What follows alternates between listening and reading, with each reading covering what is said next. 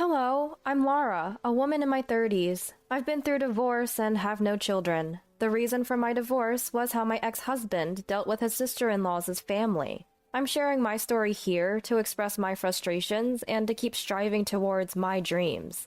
When the issue first arose, my husband and I had been married for a year and a half. We had chosen not to have children. Why? Because I had dreams to pursue, and that required effort and saving money. I thought there'd be time for kids after achieving my dreams. My husband, his father, and his mother all understood and supported me. I grew up in a close-knit family with parents, a sister, and a brother. We always chat and have fun together. On the other hand, my husband's family kept to themselves and didn't interfere much in each other's lives. In fact, we'd only hear from his parents once every 2 months or so for a quick update.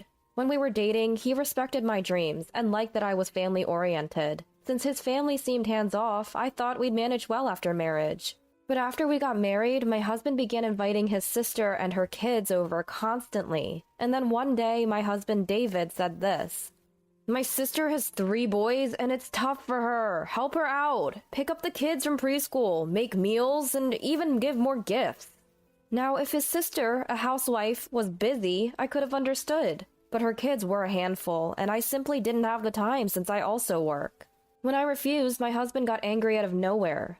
"You pick up and feed your own sister's kids, don't you? They're both adorable nieces and nephews. Don't be discriminatory." It's true, I did pick up my niece. My sister was hospitalized for a few days because she fell ill at work while pregnant with her second child. My sister's husband couldn't make it to work, so I stepped in. During that time, my mother visited my sister and cleaned the house, while I picked up my niece from preschool and fed her until my brother-in-law could take over. He often came home exhausted, so I'd prepare simple meals, but that was an emergency because my sister was unwell. However, my husband just couldn't grasp this.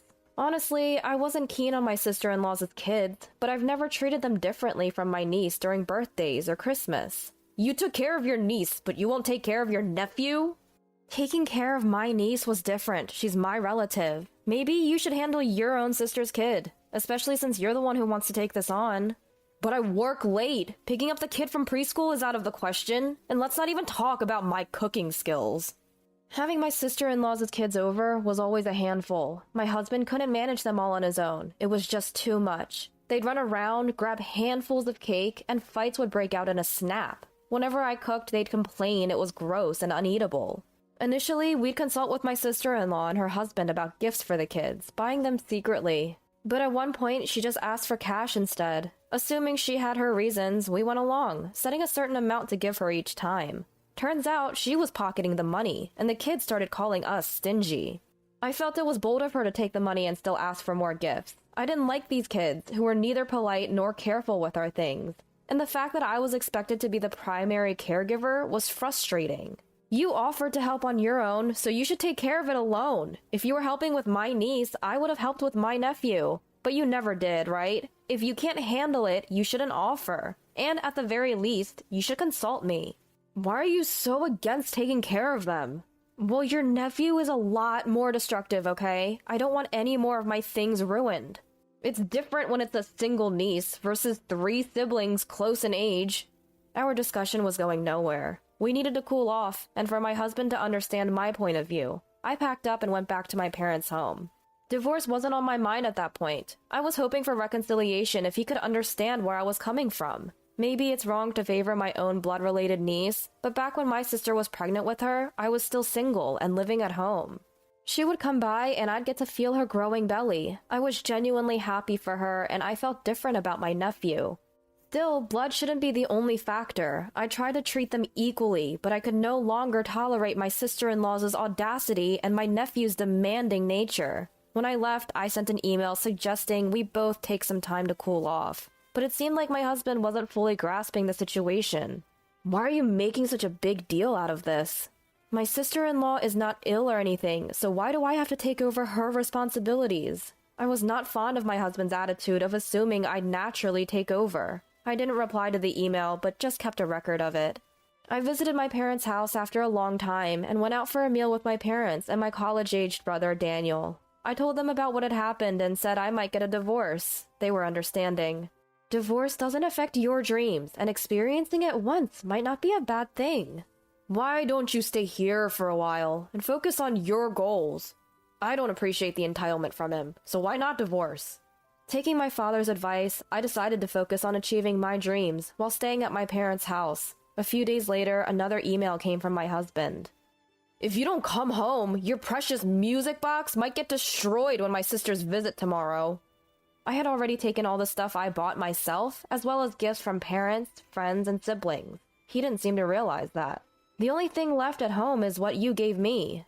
After I replied, he seemed to get anxious and called me for the first time since I left. Your brother came over unannounced, played games when I wasn't home. He wanted me to admit I was wrong and come back. I explained that my brother came because he had free time, and he helped me with the game. It just so happened to be a day my husband was at work. I had paid for the gaming console, and the games were mine too. I hadn't inconvenienced him in any way. I won't return with that attitude. I'm doing just fine, and I don't want to meet your sisters or nephews because I don't like them. With those final words, I hung up the phone on my husband. I consulted my mother-in-law because my husband showed no remorse, only to learn that he and his sister weren't close in the past. Given that she got pregnant and married as a teen, leaving home early, it's kind of expected they didn't get along. Even my mother-in-law had no idea why they'd suddenly become close now. I had all my treasured music boxes with me, and I didn't care about the stuff my husband had given me. Ignoring his emails led to a photo of my broken music box arriving that night.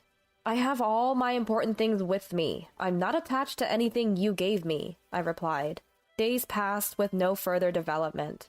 My in-laws grew concerned with our silence and called my emergency cell phone. I explained that I was at my parents' home and told them why. Hearing that my parents-in-law was considering divorce, they made an emergency visit to my parents' house for a discussion. The talk involved parents-in-law, my husband and I, and my parents. It seemed that my husband had been staying over at sister-in-law's house instead of coming home. Sister-in-law, who doesn't do housework or childcare, seemed to find David bothersome and told him to call me and go home. My husband wanted to play the role of a dependable brother to his sister, but instead he felt discouraged by being treated as an annoyance. He told me it was unfair that I live close to my parents' house and get along with my siblings. Seeing you close with your family was painful for me, so I tried to be close with my sister. Even if it makes you uncomfortable, I've been uncomfortable too. Isn't that fair? You get along with your family, and that's not fair. So it's not fair unless my sister also gets treated better. Usually, in-laws on the husband's side get priority, right? But your family doesn't care about me. Your sister's husband is treated well, though. Everyone, including parents-in-law, was taken aback by my husband's logic. I sighed deeply, feeling utterly dismayed. It was clear that any remaining emotional connection I had with him had vanished. Being part of your happy sibling charade is exhausting. You say don't discriminate between nieces and nephews, but I've been trying to treat both the same. But being told not to favor one over the other is unrealistic. I'm human. I have likes and dislikes. To be honest, why should I love a child who's not even blood related and is ill-behaved? They break things, make a mess, are picky eaters, and constantly complain. And your sister only dictates what to feed them without bringing anything they can eat. There's no gratitude for taking care of them. And, like I've told you multiple times, the reason we took care of my sister's husband and niece was that it was an emergency situation. My sister was hospitalized. Your sister is a housewife and perfectly healthy, right? If it's so hard with 3 kids, maybe don't have so many in the first place. The concept that a wife should silently obey her husband and do all the housework is outdated. If you want to say such things, why don't you earn a double income like husbands from a generation ago? We never favored your sister's husband over you. We didn't bully you. Dad even invited you for drinks and to share hobbies, right? You're the one who declined. What does being cherished mean to you?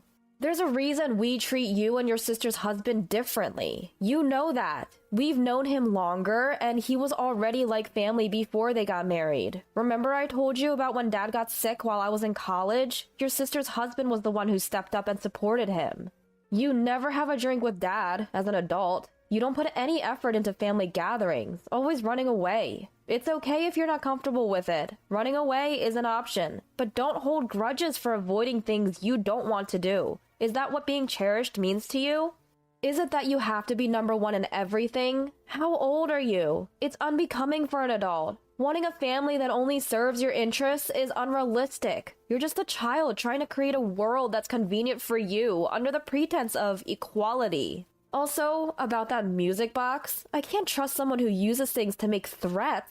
I don't have the confidence that we can continue as a married couple, so let's part ways.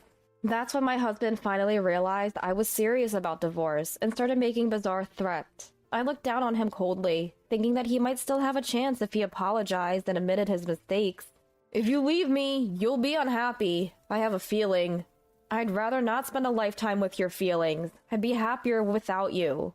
A married couple is one unit. Can you manage if you break off and become half a person? There would be no problem. I'd just go back to how I was before marrying you. We were always two separate individuals. The idea that a couple is one unit only holds when both are helping each other. I can live without your help, and I'd be emotionally and physically better off without you. Are you jealous of my sister? You guys left me alone much more. Hearing that, I burst into laughter. Jealous? Do you think I have that much emotional investment in you? As long as you don't bother me, I don't care what you and your sister do. If you two get along without relying on me, I won't mind. But if you ask me to take care of your nephew or cook, that's a different story. I'm willing to help if your sister is sick, but she's healthy, isn't she? Why should I do what she used to do as a matter of course? If you're going to treat me like a maid, shouldn't there be a salary involved? Isn't it presumptuous to expect me to work without any compensation? I do housework for you because you bring home a salary. I took care of my sister's husband and niece because my sister was in the hospital. Your sister isn't sick or financially dependent on you. If you want to be a reliable brother to her, then take action yourself. Don't involve me in your little facade. It seemed like my husband had been harboring feelings of inferiority towards me and my family for quite some time. He felt that since I made him feel inferior, I deserved to suffer or feel bad, as if that was only fair. I continually rejected that mindset. As a result, I secured my husband's agreement for divorce. You don't value my family, and you don't listen to me. I don't need a wife like that. Take all the savings. Take whatever you want. He signed the divorce papers, and we were officially separated. But that wasn't the end of it. My sister safely gave birth to her second child, a baby boy. As I was busy preparing to live alone, my ex-husband unexpectedly showed up at my family's home. Out of nowhere, he blurted, "I have a favor to ask. I tried inviting my sister over because I felt lonely, but she refused because I can't cook. So I've been ordering delivery, but I'm running out of money. We used to split living expenses, but now I have to cover everything myself, and I can't make ends meet. If I stop ordering food, my sister won't come over anymore. So can you help me out financially each month? We could get back together, you know." When he showed up asking for money instead of apologizing, I couldn't help but burst into laughter. What's the advantage for me to get back with you? I actually have more spending money now. I don't want to see your face ever again. If you show up again, I'm calling my lawyer. I had my dad and brother, who had come out just in time, send him away. Although he hasn't visited since, he still sends emails regularly. The more I read his incessant demands for money, the more I realize how poor my judgment of character was.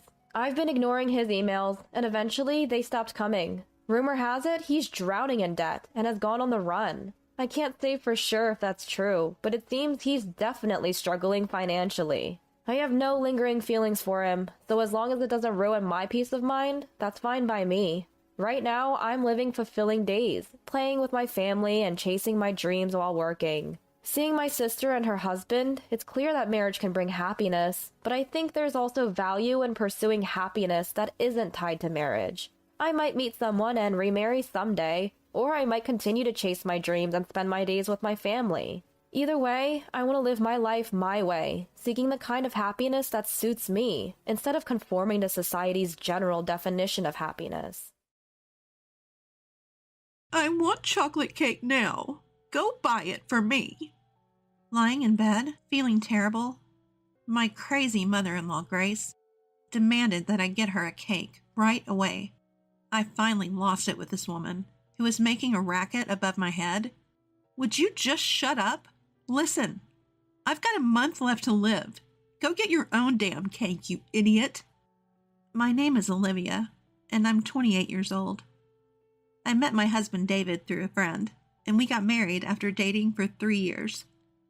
We don't have any kids yet, but we're enjoying our time together. David's family owns a small factory, with about 30 employees. They're doing pretty well in their area. The company was founded by my late father-in-law, and I heard from David that it grew with the combined efforts of the employees. Now David's sister Sophia is running the company as the CEO. By the way, she's not married. Sophia has a knack for business, and the company's performance has improved recently. Must be Sophia's great communication skills, just like Mom, David said. Sophia was indeed friendly and approachable, even to me when we first met. I'm Sophia, your sister-in-law. I'm so happy to have such a cute sister. She grabbed my hand and said this with a wonderful smile. As someone who only has brothers, I was also happy to feel like I had gained a sister. So far, it sounds like I have nothing to complain about, but that's not the case. The problem is my mother-in-law. Our company has coffee breaks at 10 a.m. and 3 p.m., and I really hate those times. And here's why. Sorry, Olivia. I'm a bit tied up. Could you get Mom's coffee? When I hear that, my mood instantly drops. The family home is next to the factory, and my mother-in-law chose to retire and stay home after my father-in-law passed away. However, she seemed to cherish this coffee break, saying, I've been waiting for you. So, Olivia, I wanted to talk to Sophia. She gave me a blatantly disappointed look.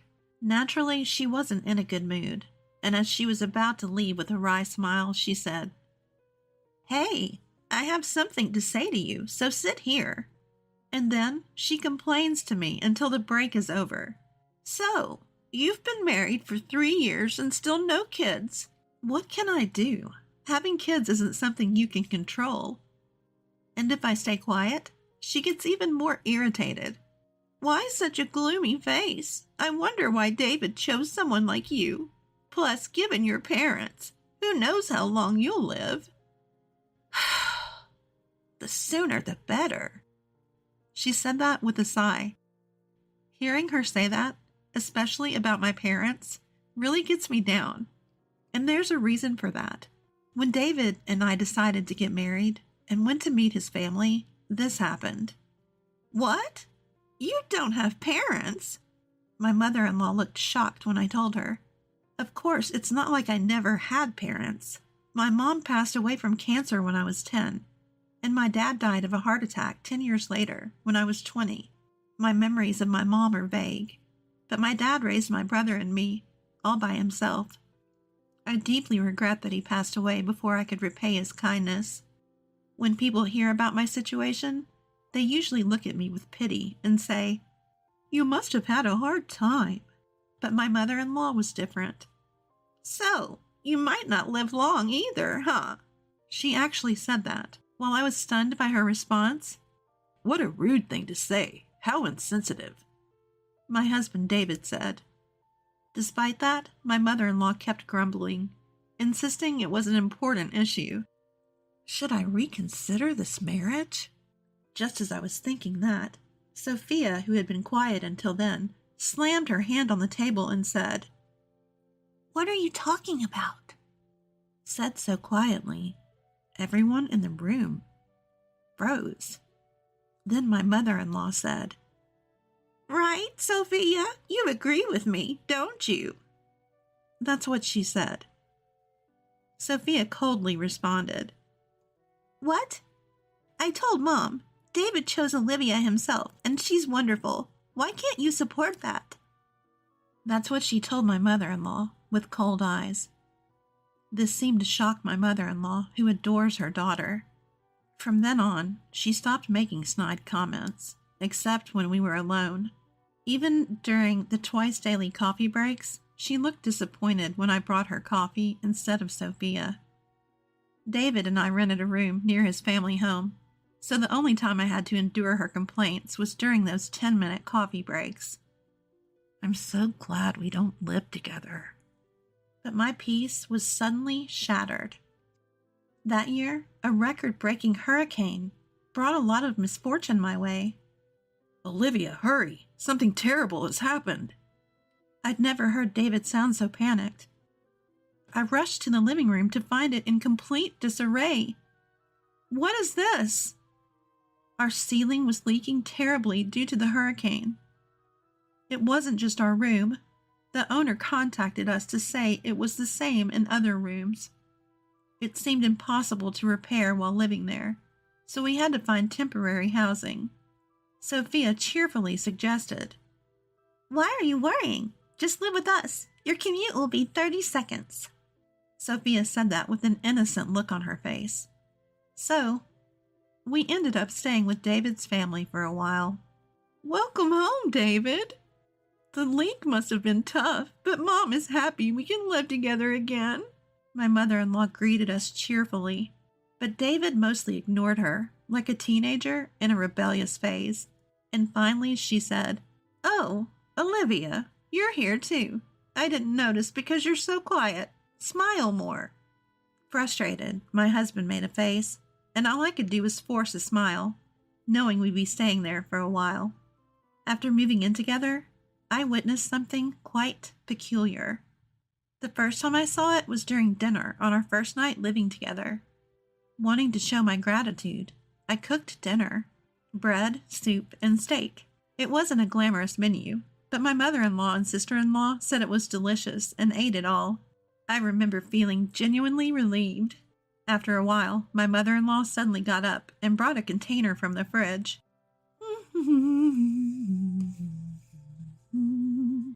Humming a tune, she opened it and piled a ton of its contents onto her steak. "Ugh, Mom, you're still eating that stuff?" My husband sitting next to me looked disgusted. Sophia, my sister-in-law, rolled her eyes and said, "She won't stop, no matter how many times I tell her. I've given up." She then burst into laughter. At first, I couldn't tell what was on top of the steak. Upon closer inspection, I realized it was jam. While sweet sauces on meat aren't unheard of, adding jam to a seasoned steak was just bizarre. "When you eat something salty, you crave something sweet, right? That's why," she said, looking quite pleased with herself. Honestly, it gave me heartburn just watching her. For the record, I'm not a fan of sweet sauces on meat. "Come on, Olivia, why don't you try it? It's delicious," Mother-in-law said, turning to me for the first time. I didn't want to eat it either, but I forced a smile. Apparently, that wasn't the reaction she was hoping for. "I'm recommending it for a reason. You might live longer if you follow my example." With that parting shot, she retreated to her room. I was left speechless as she stormed off. My husband and sister-in-law apologized, saying, "Sorry." "Sorry. Mom's at it again with her nonsense." Apparently, mother-in-law has a serious sweet tooth and doesn't feel her day is complete without eating a cake. Amazingly, her annual health checkups always come back normal. Come to think of it, she's always eating cake during our 3 p.m. coffee breaks. I remember that. I like cake too, but not every day. It would get monotonous. And what about blood sugar levels? I've always been cautious about my health, especially since both my parents had short lifespans. So mother-in-law's jam steak was quite a shock. "Wait, does Sophia buy the cake every day?" Caught off guard, Sophia admitted. "Yeah, she makes me go buy it. She says it's embarrassing for her to do it herself. Thanks to that, I've become good friends with all the local cake shops." Sophia said, laughing. Watching this, my husband David said, "Sophia, this isn't a laughing matter. Mom's getting older. She needs to start caring about her health." I've always left it to Sophia to deal with Mom, and I feel bad about it. With that, my husband continued to look exasperated. "Well, I think you guys will have to help out more from now on," Sophia said with a cheerful face, and I braced myself for more interactions with mother-in-law. Living with my in-laws made my commute much shorter, so I took the initiative to do household chores before and after work. I tried to engage my mother-in-law in conversation, but she often gave me the cold shoulder or outright ignored me. Despite that, she never missed an opportunity to complain about the kids during our coffee breaks. Since moving here, I've had more bad days. Must be the stress. My spirits were low. My husband noticed and offered multiple times to go to the doctor with me. Let's move out and stay at a hotel temporarily, he suggested, but I declined because it felt like a waste of money and the nearest hotel was still a bit far. Then, the worst thing happened. A business trip for a whole week? I was speechless at the news from my husband. The reason for my despair? Sophia, my sister-in-law, would be going too, meaning I'd be alone with mother-in-law. Yes, I'm saying that. My husband offered to take me with him, but I thought it's just a week. I hope I can handle it, especially since I still wasn't feeling well. On the day they left, Sophia sent me a mother-in-law survival guide to my phone. If anything happens, just feed her cake and you'll be fine. I couldn't help but laugh. The list included local cake shops and mother-in-law's favorite cakes from each. For someone like me, who was bracing for a tough week, this info was a godsend. In a week, our home renovations would be done, and we could move back. I thought I could manage, but that optimism crumbled on the first night. When I returned from work, mother-in-law was blocking the entrance. You know why I'm angry, don't you? No, I don't. I'm not psychic. Losing patience, mother-in-law snapped. You missed both the 10 a.m. and 3 p.m. coffee breaks today. Her words caught me off guard. Indeed, with my husband and Sophia away and end-of-month tasks piling up, I'd completely forgotten about mother-in-law's coffee breaks, and I myself never had a coffee break. I thought she'd understand since she used to work, but she yelled, The moment we're alone, you start this harassment? You wicked woman! She said that with an angry look on her face. I felt a huge disconnect with her. Why am I getting yelled at like this? Do I deserve to be called wicked? Suppressing my anger, I thought, it's just a few more days, and said, I did buy cake during my lunch break. It's in the office fridge. Sorry I didn't bring it. Here you go. Her face instantly changed from angry to smiling. Let's forget about today. Don't forget tomorrow, okay? She said and cheerfully went back to her room. I'll just call her the cake demon from now on. From then on, I never forgot the coffee breaks, knowing how troublesome it would be to upset mother-in-law. On the day my husband and Sophia were due back, I felt so stressed that I was hit with nausea, headaches, and a loss of appetite. I took the day off and went to the hospital. It's pretty bad. Can your family come right away? I couldn't stop crying at the doctor's words. I was told I have cancer, and at most 6 months, maybe even just 1 month to live. I returned home, my face tear-streaked and my body shaky, and lay down on the bed. The door burst open. What are you doing skipping work? Sophia and David are working hard and you're slacking off? Her screeching worsened my headache. I didn't have the energy to respond, so I just said, I'm not feeling well, and closed my eyes. Mother-in-law didn't seem to like it either. She didn't want to leave the room and still complained to me. She continued to complain, saying things like, That's why you can't have kids. And, Who knows if you'll live long? I just kept silent, pretending to sleep. I pretended to be asleep. Then, out of nowhere, she asked about today's coffee break. Is she really this stupid? I thought, opening my eyes to see her standing over me. Grace, I'm sorry. I'm not feeling well enough to go shopping today. Could you please? She cut me off. I don't care. I want chocolate cake now. Go buy it. You're probably faking it. She screamed at me louder than ever. My frustration exploded at the woman in front of me, who was selfish like a child. Shut up. Listen to me. I have 1 month to live. Go buy your own damn cake, you idiot.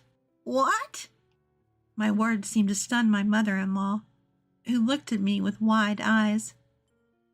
Then, from behind mother-in-law, Mom, what are you doing?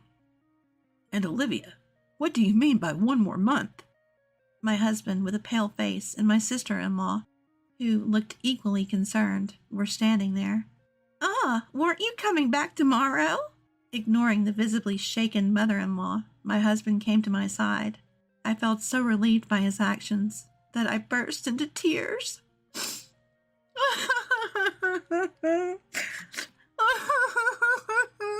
I can't take it anymore. The doctor says it might be cancer, and I'm not feeling well, but you keep nagging me to go buy cake. Enough is enough. Stop bothering me about the kids, too. Just leave me alone, you idiot. I let out all my resentment towards mother-in-law while crying. My husband and sister-in-law looked at mother-in-law with cold eyes. Sending a sick person to buy cake? Are you stupid? Sophia, who's usually all smiles, had a face I'd never seen before. A terrifying one. You've been making snide remarks about the kids. Look, I didn't say anything because it's a private matter, but the reason we can't have kids is me. My husband raised his voice as he said this. In reality, about a year after we got married, we consulted a doctor because we were having trouble conceiving. The test showed that I was fine, but my husband's numbers were low. He felt really down about it and kept apologizing to me with a sad face. I didn't want to make him feel that way, so I avoided talking about kids as much as possible. I did want children, but I thought life with just my husband was enough. I never considered leaving him because we couldn't have kids. I didn't tell mother-in-law because I knew she'd start nagging my husband next. I didn't want that. Mother-in-law listened to my husband's words with a face like her soul had been sucked out. Just then, my cell phone rang. The caller ID showed. It was the hospital. Hello? Yes? Right now? My husband just got home. Okay, understood. The doctor who had called earlier sounded very urgent, asking us to come right away. Am I really that sick? As I started to cry from the anxiety. It's okay, Olivia. Can you stand? I'm with you. My husband, who also looked like he was about to cry, and I rushed to the hospital. As we were leaving, I caught a glimpse of mother-in-law get a stern lecture from Sophia. When we arrived at the hospital, we were immediately ushered into a room where the doctor and even the hospital director were waiting to offer us a deep apology. A misdiagnosis? According to the doctor, they had mixed up my medical records with another patient who had the same name and birth date as me. I couldn't believe such a thing could happen, but the doctor did look extremely worn out. This incident was later covered in a local news segment, and the hospital vowed to review its working conditions. I'm not a specialist, but Olivia's symptoms might be. We were then referred to another hospital. When we returned to my in-law's house, mother-in-law seemed to have been scolded by Sophia and was shrinking in her seat. Sophia later told me she was worried that her newlywed son might lose his wife and be heartbroken. It might be love turned inside out, but it was a real hassle. Seeing our tear-streaked faces, even mother-in-law broke down. Did I really do something that bad? She started crying. So what about Olivia? Sophia asked with a concerned look. I'm pregnant, I said, tears of joy filling my eyes. My husband was also shedding tears of happiness beside me. We immediately went to the maternity hospital as advised. It's still early, but yes, you're pregnant. We can confirm the heartbeat. Hearing that, we both burst into tears, even though we were in a hospital. Sophia also cried, saying, I'm so glad, so very glad. As for what happened next, Sophia got engaged to her long-term boyfriend and moved to another state with him after quitting her job. We had heard about this before, so it wasn't a surprise. My husband, who was taking over as the new CEO, seemed to have his hands full with client visits. The business trip, by the way, was for that reason. He told me later that he was able to come home a day early because it ended sooner than expected. Mother-in-law seemed to know nothing about it. What? Getting married? Quitting her job and moving to another state? And was shocked. Sophia told her, Yeah, I told you, remember? Well, it doesn't matter. It's settled. Mother-in-law was in a daze, and we all laughed.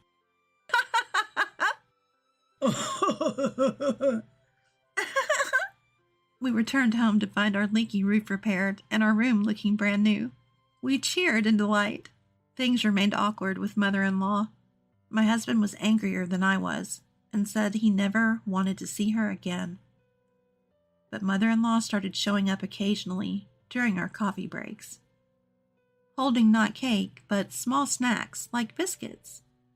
She had stopped the daily cakes and jam steaks, apparently trying to be more health conscious now that she knew a grandchild was on the way.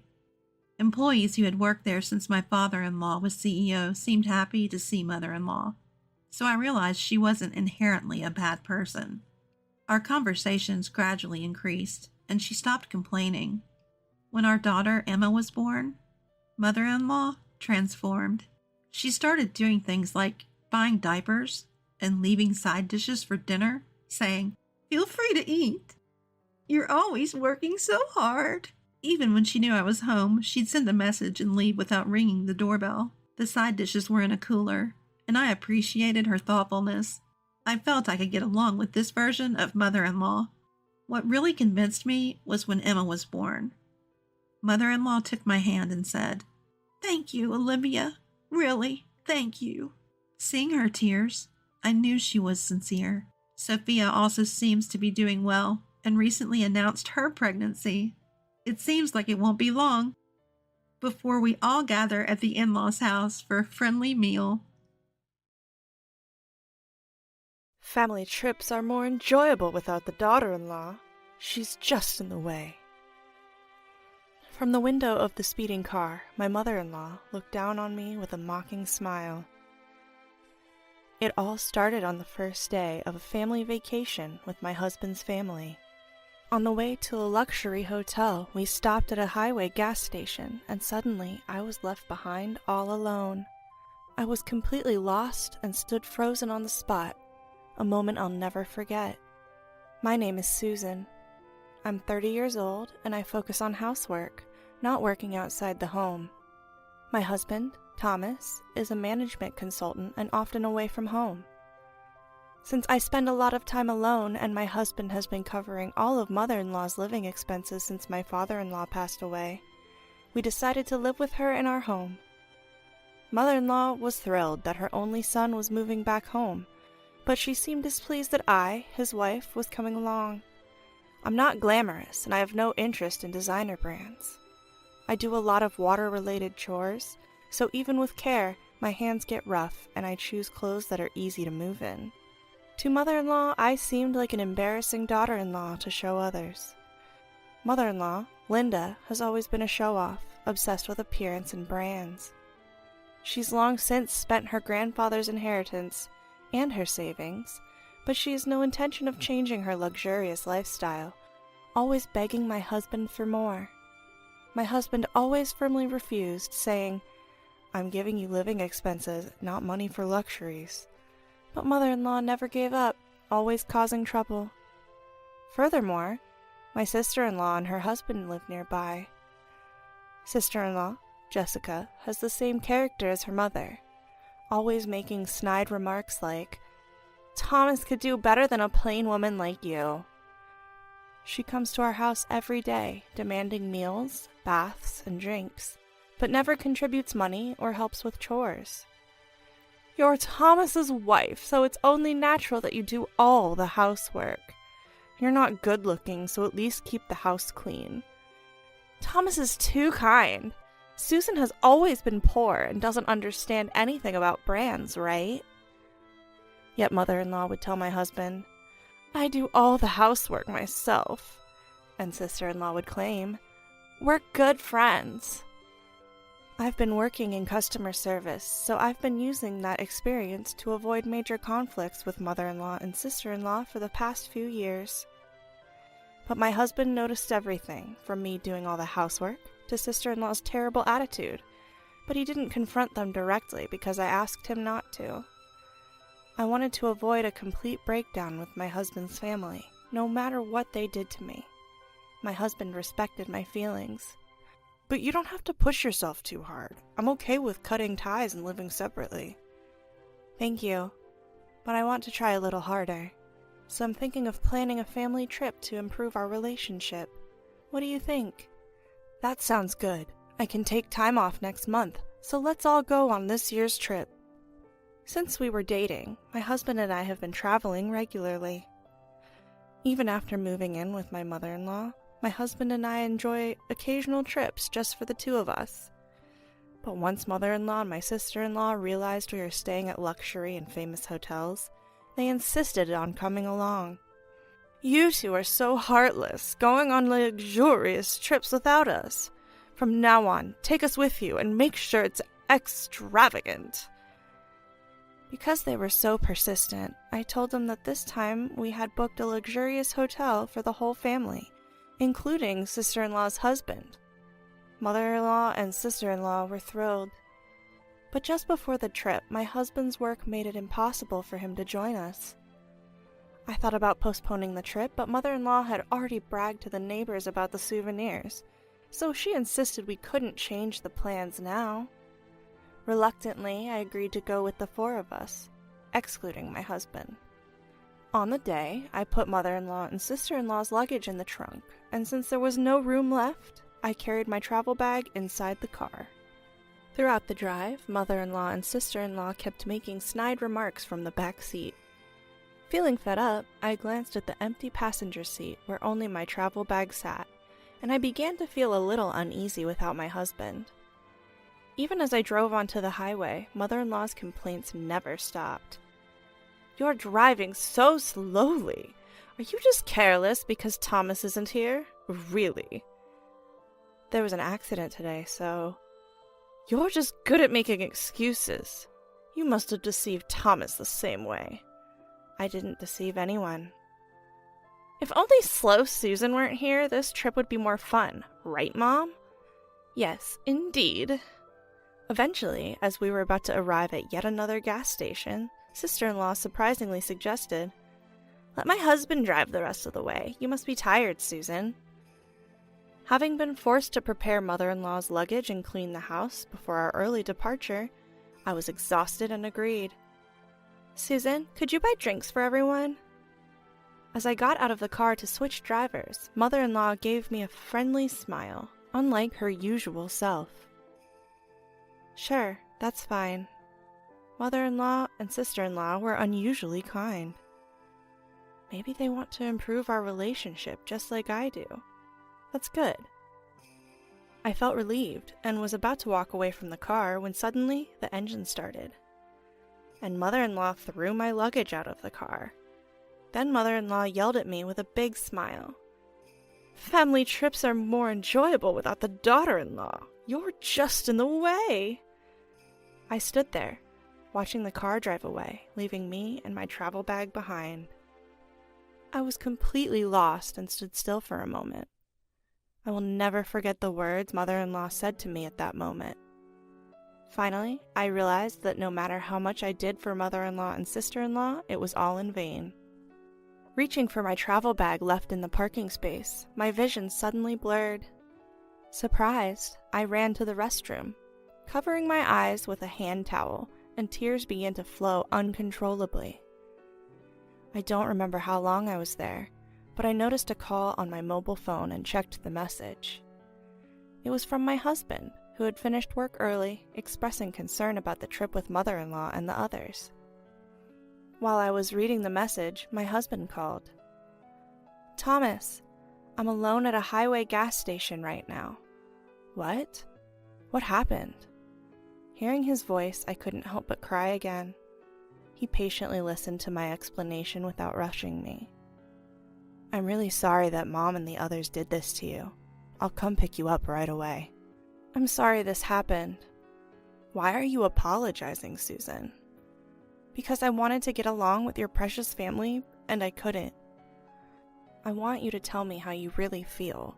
Do you still want to try to make things work with Mom and the others?" "Right now, I can only think that it's too difficult." "I see. I'm sorry for what my family did. I'll handle the separation and everything else with Mom and the others. But is it okay for you to leave your feelings as they are?" "My feelings?" "You've been holding back for me all this time, haven't you?" Thinking back, I realized that I had always been holding back. But I had been angry with my unreasonable mother-in-law and insensitive sister-in-law all this time. Yes, I can't be with those people. I absolutely hate it. Expressing the anger I had been suppressing felt surprisingly refreshing. You can do whatever you want from now on, Susan. I'll take care of the rest. I understand. No matter what happens, I won't let them anymore. I made that firm resolution. A few hours later, my husband came to pick me up at the gas station. Being with him made me naturally smile, and I realized how calmly and happily we could spend time together, even though we were traveling the same distance. I couldn't help but grin a little, even though I felt bad for my worried husband. Thanks to his thoughtful care, I was able to rest well when we got home. The next day, my husband made a surprising proposal. I've narrowed down the options for our new home to places near Susan's parents' house. What? What's going on all of a sudden? I want to make sure we're not bothered by Mom and the others, so let's finish moving during the 3 days of the trip. Will it be difficult for you to move, Susan? My careful and planned husband would never do something so sudden. I felt that he was quite angry inside, but he had a lovely smile for me. I'm all for moving. Let's get started right away. We quickly found a new home and moving company, and we were able to move without any problems. During this time, I received several emails from mother-in-law and the others. We're having the best trip without you. The hotel is luxurious and wonderful. Make sure it's at this level next time. Dinner was the most extravagant and delicious ever. It's even more fun without seeing Susan's ugly face. Traveling with just the family is so much more relaxing. The jacuzzi is amazing. Their enjoyment of the luxurious time at the high-end hotel came through clearly. Enjoy it while you can. I was looking forward to what would happen next. At around 10 a.m. on the checkout day, as expected, I received a call from mother-in-law. Susan, what's going on? What do you mean? They told me the accommodation fee is for $100,000 if the young lady isn't there. It's completely different from what you told us at first. It's only natural that the regular accommodation fee applies since I booked it through my connections and I'm not there. What do you mean? That hotel is run by my relatives. What? That's why we were able to stay at a special rate. Well, I didn't know that. By the way, all the hotels we've stayed at on our trips were run by those relatives, so we were able to stay at a discount. Susan, you've never told us that before. Thomas told me to keep quiet about it because if Linda and the others found out, they'd demand it be free. What's that? Anyway, the accommodation fee is correct, so please pay it yourself. Wait a minute, I can't pay $100,000. I didn't go on the trip, so I can't pay for you all.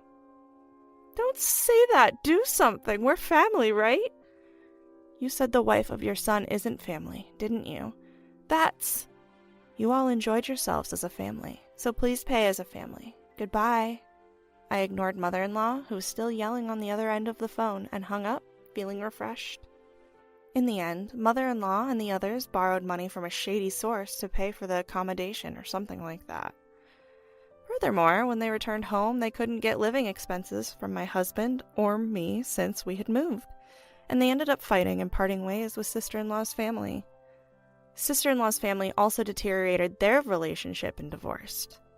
Sister-in-law, abandoned by her husband and without income, looked for work in the nightlife, but seemed to have trouble finding employment due to her bad personality.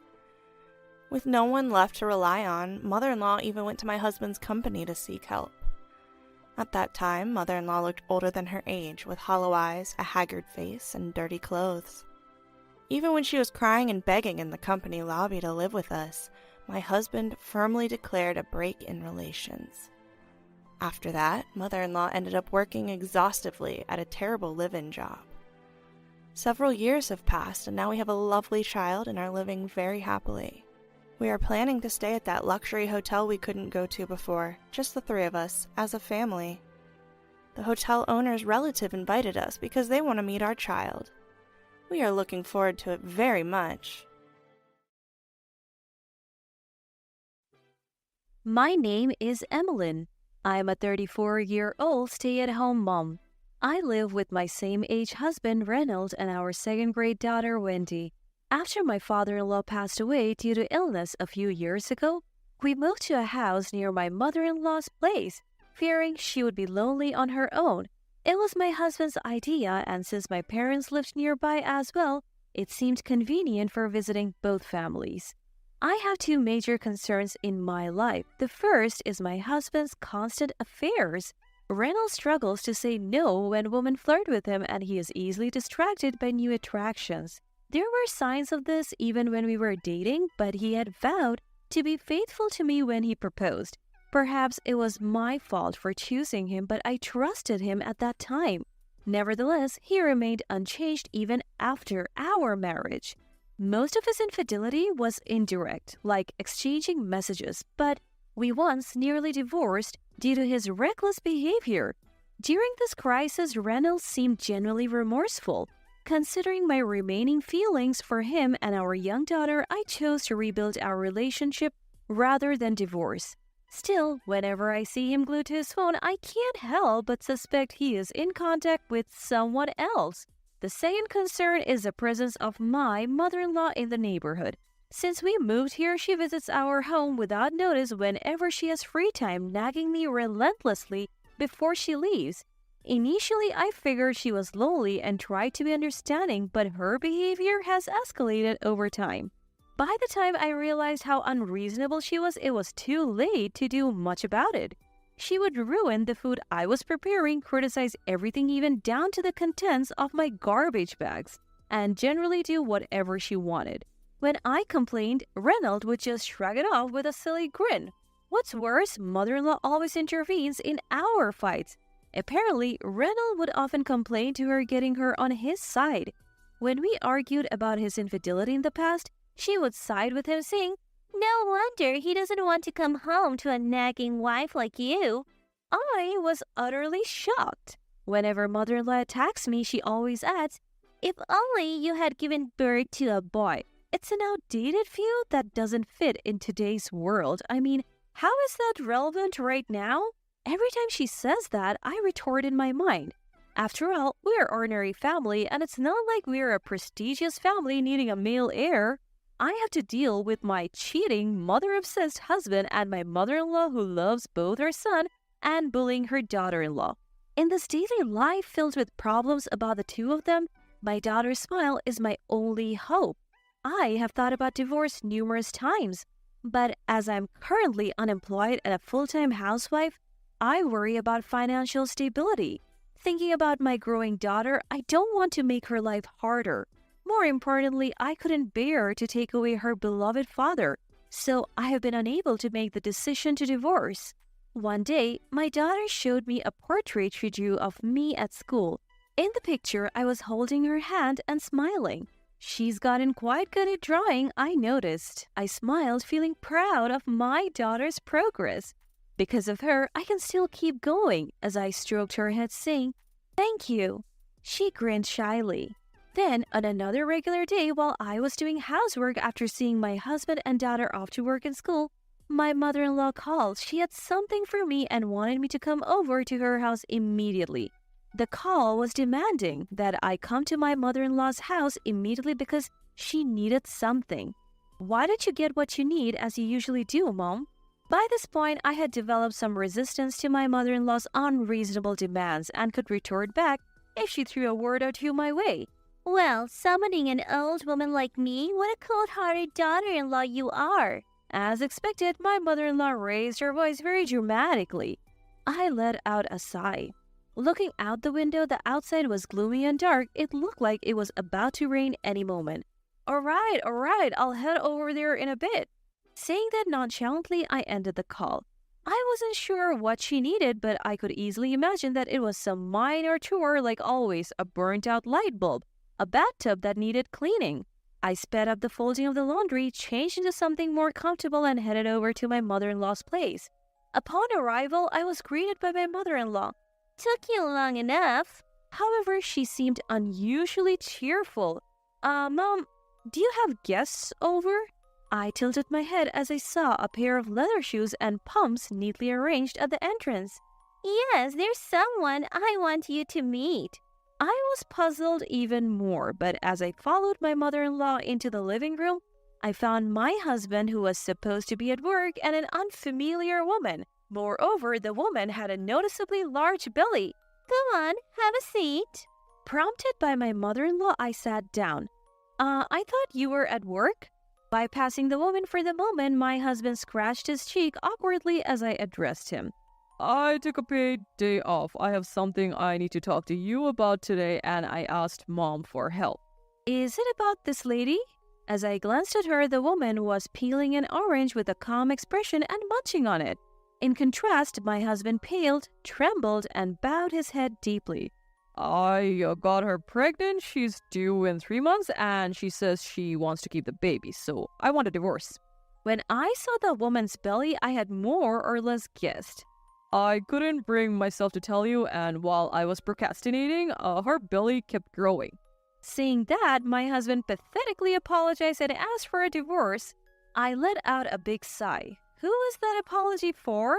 It was an apology to push through his own demands, not an apology to me. Knowing that, I couldn't hold back the sadness that welled up inside me. Were you not thinking about Wendy? How could you interact with Wendy while you were having an affair?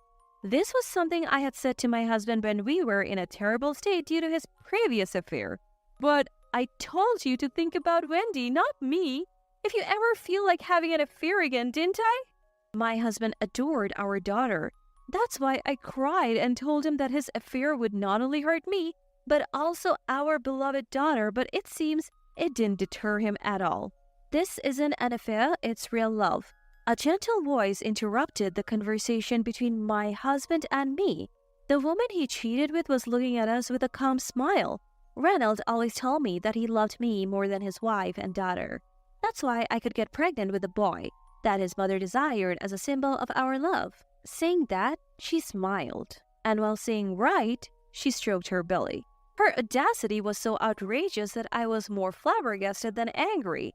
I couldn't believe he dared to say something like that in this situation. Then, my silent mother-in-law decided to speak up. Well, unlike you, Marcia is young, gentle, and kind-hearted. I completely support your divorce. Turns out, the mistress's name was Marcia. I would think a kind-hearted young lady wouldn't go getting herself pregnant with a married man's child.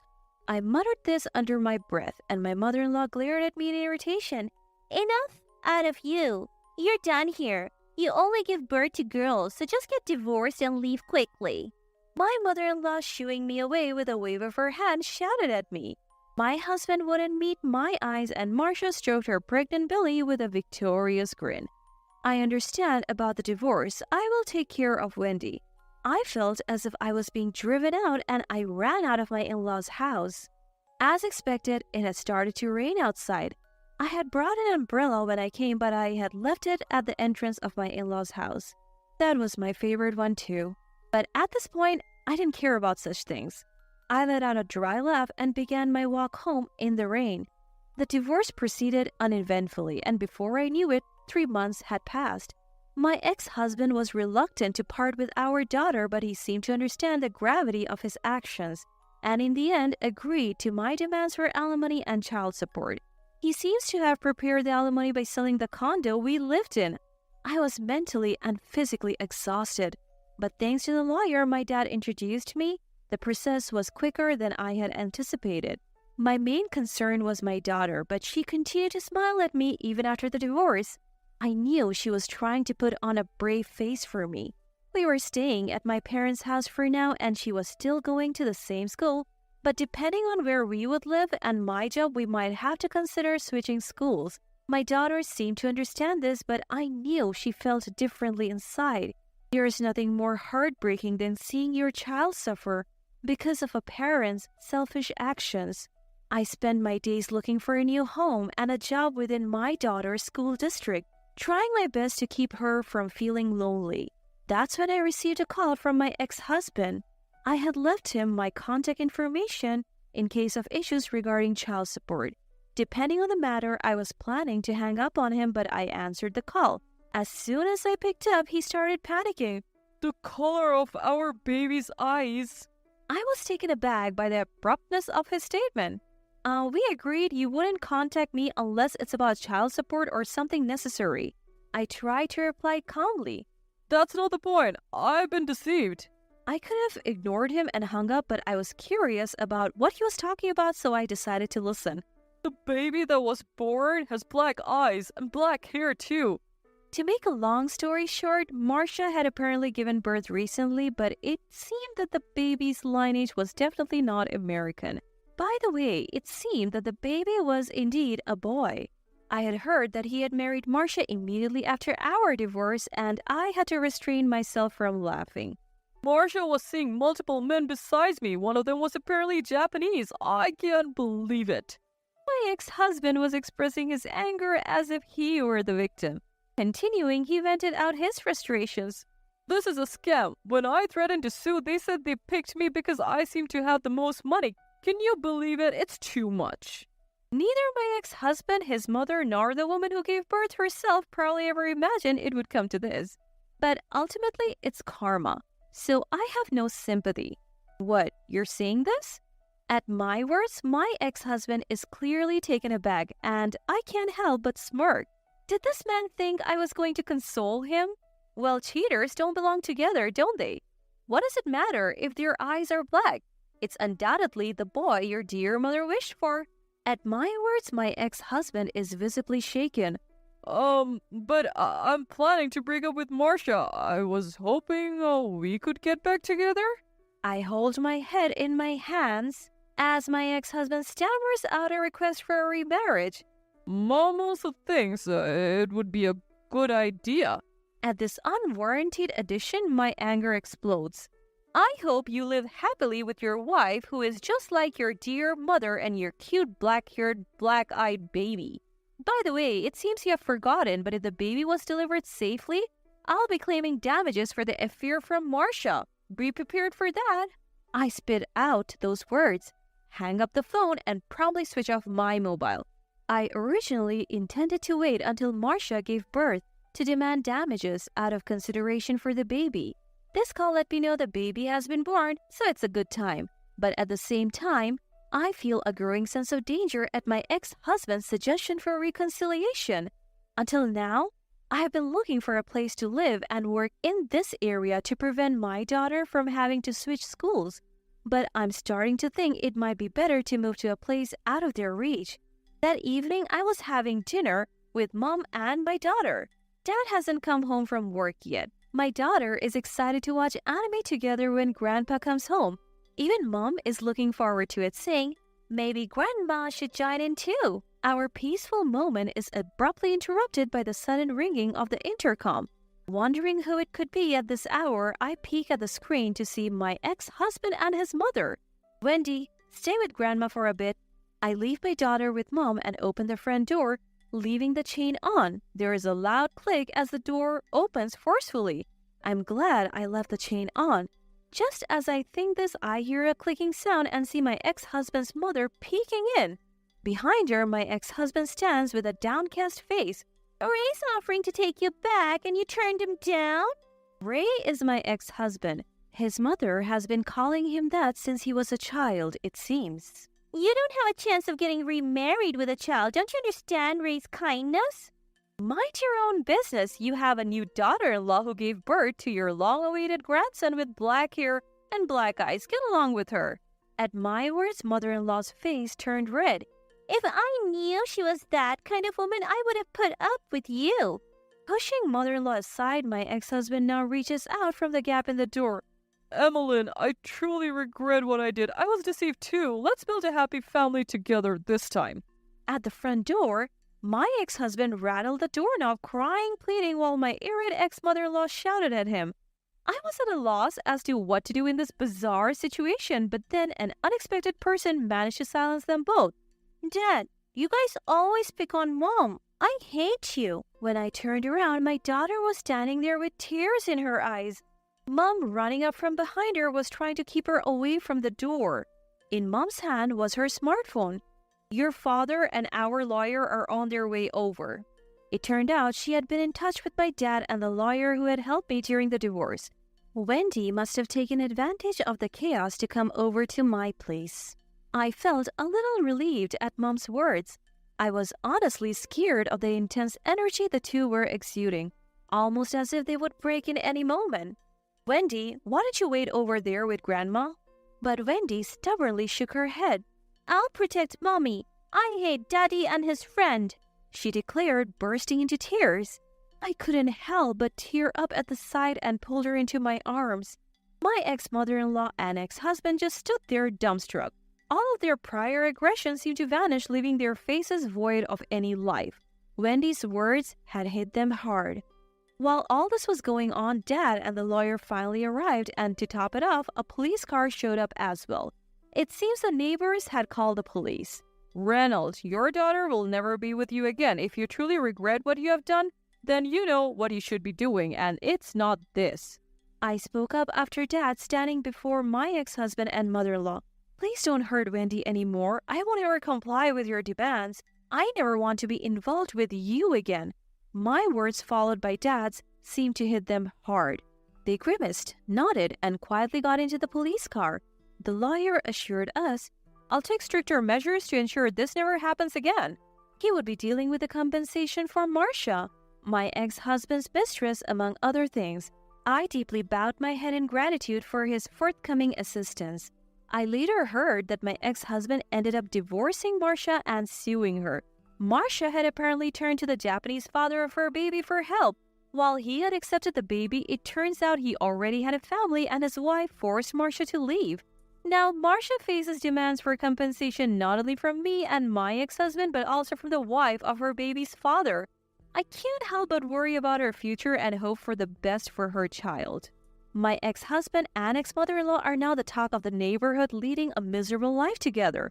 My ex-husband has increased his overtime to pay the child support and remaining compensation, working like a horse but making sure to pay on time. As for me and Wendy, we have moved to a place where we have no connection with my ex-husband and his mother. Thanks to an old contact, I have found work again, and Wendy is enjoying her new school and making friends. I am determined to live a strong life. Looking forward to watching my daughter grow up. Some people live so lavishly, even without kids. It's tough to make a living, especially when you're not even having kids. I want a child too. Yet my husband, my father-in-law, and my mother-in-law are relentless, oblivious to my desperation and sadness. My husband looks at me as if he's disappointed. I can't help but blame myself for not being able to conceive. My name is Emily. I'm a 35-year-old homemaker. My husband is also 35 and works a corporate job. We've been married for 5 years and have been unable to have kids. This has been a burden on me for a long time. Emily, still no kids? Yes, I'm sorry. It's getting late. While your father-in-law is still the head doctor, we need our grandkids to be doctors. We have our needs too. 3 months into our marriage, my mother-in-law first said this to me. Ever since her words became routine, and I've been stressing and blaming myself. My husband's parents run a hospital. His father is the head doctor, and his sister is the deputy. It's a fairly large hospital. As the eldest son, my husband wanted to be a doctor too. However, he couldn't get into med school due to poor grades. He seems to insist that our child must become a doctor and inherit the hospital. Until you're 35. What are you talking about? You have until you're 35 to have a kid. That's the deal. But it's not something that can be achieved just by trying. My husband, like my mother-in-law, set a deadline, which makes me anxious. Our future child must be a doctor. Otherwise, there's no benefit for me. According to my husband, his sister will inevitably take over once his dad retires. Then our child will become a doctor and take the seat of the third-generation head doctor. That's the plan.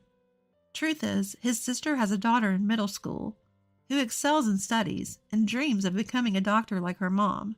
My father-in-law adores her. So there's already a candidate to inherit the hospital. Although it's not like there's no successors, my husband seems to have different thoughts. If this continues, his sister will become the second-generation head doctor, but he cannot stand the thought of letting her daughter inherit after that. And agreeing with him is my mother-in-law. She adores my husband and feels sorry that he couldn't become a doctor. That's why she keeps nagging me to have a child soon. He couldn't become a doctor due to his lack of aptitude. Holding on to that dream for their grandchild seems misguided. Amid these conflicting intentions, I ended up being suspected of infertility 2 years into our marriage and had to see a specialist. Since my father-in-law's hospital didn't offer the service, my sister-in-law introduced me to a friend who's a doctor. Upon returning from my first consultation, my mother-in-law immediately called. "What's the issue? Do you have some sort of defect?" I was stunned by her bluntness, but reminded myself that she's always straightforward, and answered, "No, they didn't say it was a flaw, but stress could be a factor. They recommend taking it easy." Then, from the other side of the phone, I hear my father-in-law shouting, "Bring those test results here now." "So quit your job and laze around the house all day. What stress could you possibly have?" "I'm sorry." I had to listen to my mother-in-law's lectures for a while longer before hanging up. At that moment, I didn't realize I'd have to go through many more conversations like this. My struggle with not being able to conceive started affecting my husband too. He began finding faults in everything I did. "So you've been home all day, just watching TV?" "I've been doing chores." "Really? Then why is there so much dust everywhere?" He snapped, wiping surfaces to show me the dust. "All right, I might have missed a few spots. I'll be more careful." "What's your problem? I'm providing for you, aren't I?" My husband's irritation escalated quickly, and I usually chose to stay silent to avoid fights. Then he leaned in and said, "Just hurry up and have a baby," before storming off. Life at home was growing more and more strained. While facing the ongoing pressure to have children from my husband and mother-in-law, I started wondering if the problem might actually be with him. Not that I was suspicious, but if I'm healthy, it's reasonable to consider whether he might be the issue. However, both he and my mother-in-law dismissed the idea outright. One day, I mustered the courage to discuss it with him. "Don't you think we should get checked? I don't seem to have any issues. What about you?" "What are you implying? That I'm the reason we can't have kids?" "I'm not accusing you of anything, but if it's an issue, we need to treat it, right?" "You're joking. There's no way I'm the problem." He stormed off, furious. I tried bringing it up in different ways, asking him to consider testing, but he was stuck on blaming me. I couldn't push it further, and the problem remained unresolved. Then, a shocking event unfolded. I found out my husband was cheating. He was coming home late every day, looking uneasy and restless. I had suspicions, but didn't plan on gathering evidence. At that point, love might have already been missing from our relationship. One day my husband and I visited his parents' house. As always, I felt overwhelmed by my mother-in-law's nagging about having kids and my father-in-law's comments suggesting we should check for fertility issues. Then, my husband dropped a bombshell. "You know, I might have a kid with someone else. If that happens, I won't need you." His mother chimed in. "At this point, I don't care who has David's child. Anyone will do."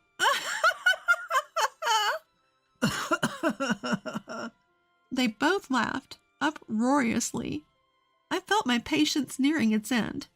Time passed aimlessly as my husband continued his affairs with his mother's approval. Then I got a message from my sister-in-law saying she was in the area. We met up at a local cafe, and she had surprising advice for me. "Emily, why not go back to work?" "I'd love to, but you know they'd be against it." "You haven't been able to have kids even as a homemaker. Plus, you have a nursing degree, so why not use it?" I always found great fulfillment in my work as a nurse. My sister-in-law had watched me suffer quietly and said that enough was enough with my in-laws. "You're becoming their stress ball," she said, pushing me to talk to my husband about returning to my nursing job. However, he flat out refused. "What if you get pregnant? You'll just quit, causing trouble for everyone," he argued, making it sound like my only job was to bear children. I snapped back. What about you? You haven't even checked if you're the issue, blaming everything on me. Shut up. It's all your fault. 5 years into the marriage, my love for my husband had utterly evaporated. When we got divorced, my mother-in-law said, "You wasted 5 years of our lives. You couldn't even give us a grandchild." I stood my ground. Are you sure it's all my fault? David never took any tests. I looked her straight in the eye and declared, I will have a child. 2 years have passed since then. I returned to my nursing career and threw myself into my work to forget those painful 5 years of marriage. I'm currently working at a specialized clinic for women with fertility issues, the very same place my sister-in-law introduced me to when I was married. I currently work at a fertility clinic, the same one my sister-in-law introduced me to when I was struggling with fertility. Life had finally settled down, and I decided to catch up with my high school friends via email. I had a friend returning from overseas work in New York, so we all agreed to meet up. I wasn't exactly free to move around, but neither were my friends, so I took the lead in planning a get-together that wouldn't be a burden for anyone. Thanks to my supportive family, I managed to make it to the restaurant we agreed upon, despite the busy preparations. In a private room at the restaurant, we all had a great time catching up and reminiscing. After a while, I excused myself saying, "I'll be right back," and left the room. The restaurant was bustling, filled with lively conversations. Among the chatter, it was easy to pick out a familiar voice. "Long time no see," I said, approaching a table for 7. All eyes at the table turned toward me. Among them was a face that couldn't hide its surprise. What are you doing here?"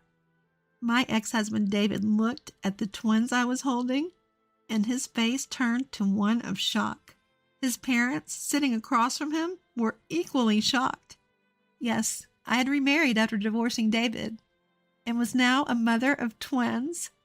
"What's the meaning of this? Interrupting our meal? How rude!" My former sister-in-law, sitting next to my former mother-in-law, continued eating as if nothing had happened. "I told you during the divorce, didn't I? I wanted to show you my adorable babies." "Did you now?" "Don't play dumb. I was bullied for being the wife who couldn't get pregnant by both David and you." That's a baseless accusation." "Really? You said it was my fault. You said it was all my fault for not being able to have kids. Yet you never even got yourself tested." David averted his eyes and clenched his fists on the table. "And you threatened to have a child with someone else. Your mother even said it didn't matter who gave birth, remember?" As I said this, a few of my friends approached and said, "David, long time no see. We've heard a lot from Emily. You've changed a lot since high school, haven't you?" David and I were high school classmates, so the friends I was meeting today were also his classmates. The ones looking stunned were a modest-looking woman sitting next to my ex-husband, and people who seemed to be his parents. "I'm sorry for interrupting. Were you announcing your marriage? If so, let me give you some advice as your senior in this household." My ex-husband and his mother looked shocked and tried to stop me. Ignoring them, I raised my voice and said to the woman, "Can you have kids? If you don't have them soon, you'll be bullied by these two, you know?" The woman looked instantly uneasy and exchanged glances with her parents. Then my former sister-in-law, who had been quietly eating, spoke up. "If you're worried, you should back out. What she said is true. It's embarrassing, but that's how our family is." "What are you talking about, sis?" "You're not after Emily's child, are you? You're after Dad's position as the hospital director, right?" "Let's talk about that later." "Who says the director has to be a doctor? I'm stepping down, so go ahead." With that, she placed her napkin on the table and said, "I've been invited by a friend who's a doctor. Why don't you come to our fertility clinic?" Everyone was speechless at her words. Yes, my former sister-in-law had always supported me behind the scenes. She had always felt uncomfortable with how her parents ran the hospital, their attitude towards patients, and my brother's ambitions. She even helped me with this revenge. She was the one who told me about the restaurant and my ex-husband's pre-wedding meeting. Unable to take it anymore, my ex-husband's girlfriend left the scene with her parents. My ex-husband tried to chase after her, and smoothed things over, but was yelled at by her father, collapsed on the spot, and started crying. Seeing this, my former mother-in-law also started crying, and my father-in-law couldn't stop shaking. Afterward, my former sister-in-law officially resigned from my ex-father-in-law's hospital. She came to work as a doctor at the fertility clinic where I work. After she left, the number of patients at my father-in-law's hospital plummeted, partly because she was well-liked and partly because of the restaurant incident. My ex-husband quit his job and tried to turn the business around, but apparently it was pointless. With my former sister-in-law, who was the deputy director, gone, and my ex-husband's engagement broken off, the future of the hospital looked bleak. It's only a matter of time before it changes hands. As for my ex-husband, he seems to be spending his days tormented by emptiness, having lost both his girlfriend and his job, and watching the declining hospital with his parents. As for me, I'm living the happiest life, busy with my twin babies, and still able to work in my calling as a nurse, alongside my husband, who's also a nurse. I'm Linda, 30 years old.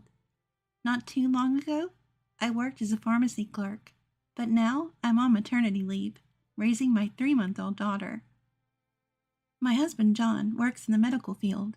We met through a colleague of his, dated for 3 years, got married, and then our daughter was born. Originally, we planned to rent a small apartment and live happily as a family of 3. However, my mother-in-law kept insisting that we live with her. My father-in-law passed away from an illness a few years ago, and now she lives alone in their house. My husband has an older brother, 3 years his senior. Originally, the plan was for his brother to take over the family business. However, they've always had a rocky relationship with their mother. His brother loved drawing and wanted to work in the animation industry. Despite their mother's objections, he moved to Boston to pursue his dream. Well, my mother-in-law has always been a bit of a meddler. She's the type who needs to know everything that's going on.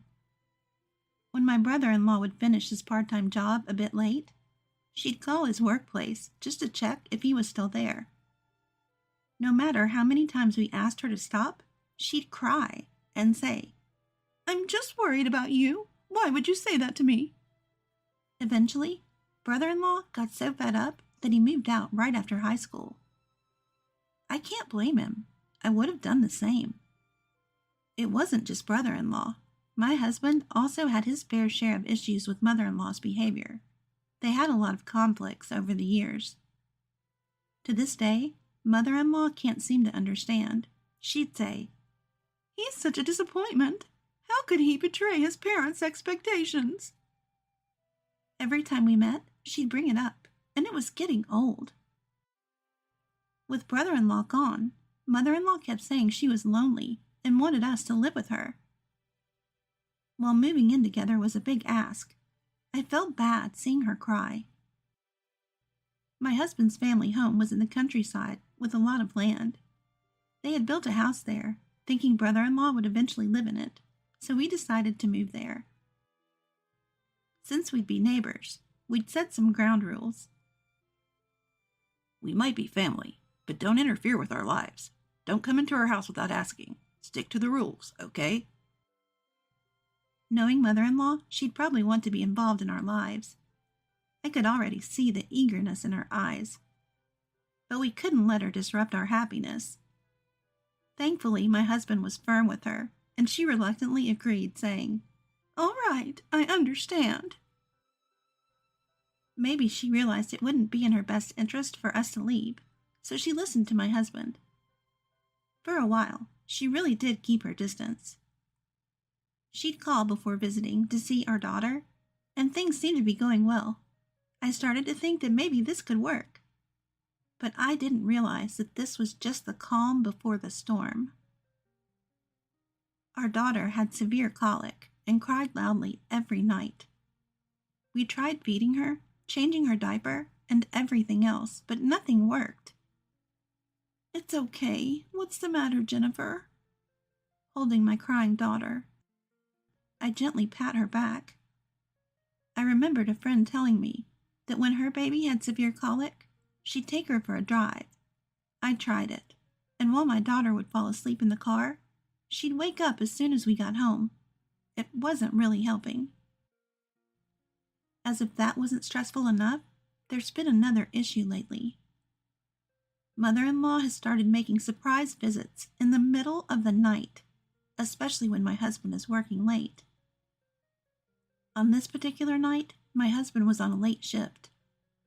Despite it being past 1 a.m. and my daughter crying loudly, mother-in-law showed up again. Do you even know what time it is? It's so disruptive to have her crying this loud. Make her stop. She was yelling at my 3-month-old daughter to be quiet. Hey, what are you doing? Please be quiet. You're scaring Jennifer, and she won't stop crying. I was sleep-deprived and frustrated, so I snapped back at mother-in-law. We had agreed she wouldn't interfere when we moved in, but lately she's been coming over more and more, especially when my husband isn't around. If this continues, I'll talk to my husband, and we might just leave. Being a new mom was already challenging, and mother-in-law's behavior was making it even harder. The next day, I considered telling my husband about the incident, but he came home looking exceptionally tired, so I held back. Time flew by with the demands of childcare, and before I knew it, my husband was working another night shift. That night, my daughter's crying was particularly intense. In my desperation to soothe her, I didn't notice mother-in-law entering our house. I sensed the bedroom door opening and turned to see mother-in-law walking in uninvited. Whoa! I was so startled to see her that I let out a surprised shout. Suddenly, I noticed a bat in mother-in-law's hand. Your child's crying is too loud. Make her stop. She yelled, raising the bat. Watch out! In an instant, I shielded my daughter from the impending threat. A sharp pain hit my head and everything went black. When I opened my eyes, I was in a hospital bed.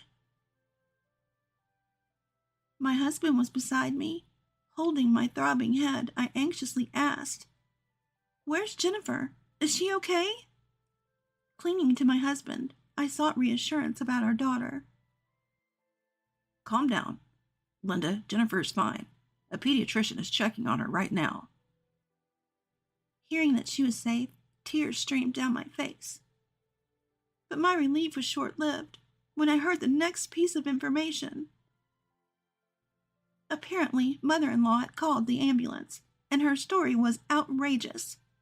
She claimed she heard a loud noise in the middle of the night, and upon checking our house, she found me lying in a pool of blood. She suggested we might have been attacked by a burglar.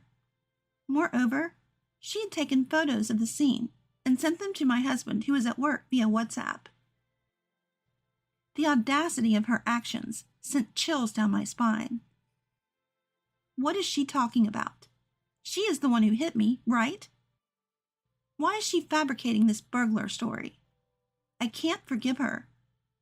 At that moment, I revealed everything about mother-in-law's behavior to my husband.